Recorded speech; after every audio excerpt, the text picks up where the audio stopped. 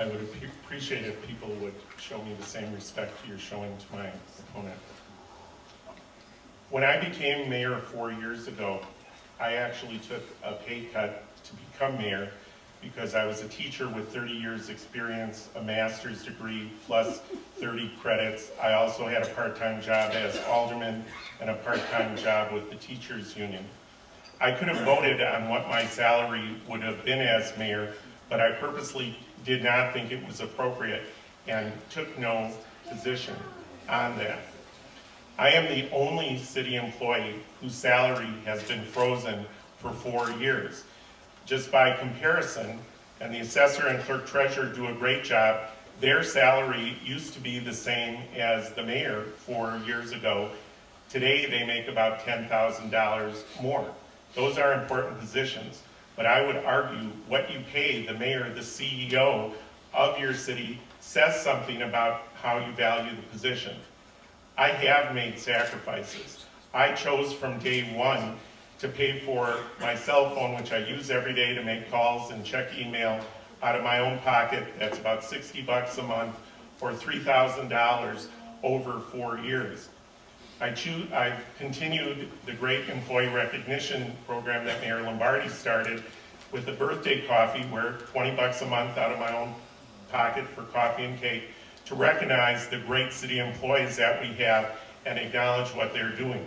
That's $1,000 out of my own pocket. Since you asked a personal question, my beautiful wife, Dawn, works for AAA. They have been downsized. Her salary was slashed in half. I have paid the higher deductibles that all city employees are paying. I have paid the higher percentage to health care. And so actually my salary has gone down.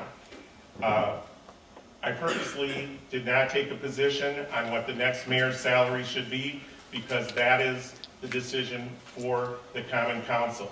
If I lose this election, I will not have received a penny of extra pay over the 4 years. Even if I win, my salary will be frozen for a 5th year, and then we're looking at 3 years of $3,000 raises, which, if you average that out over 8 years, would be a 1% raise every year.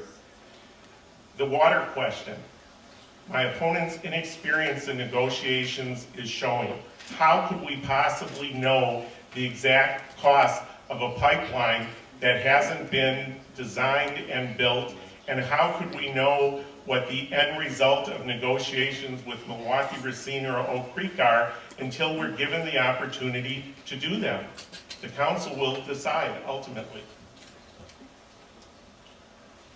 I want to thank both candidates for all of your answers to many questions. We've reached the point of closing remarks. For our coin flip agreement, Mayor Nelson will go first for the 3-minute closing. And as part of your closing, please discuss what Waukesha's greatest challenge is, your vision for Waukesha, and why voters should choose you.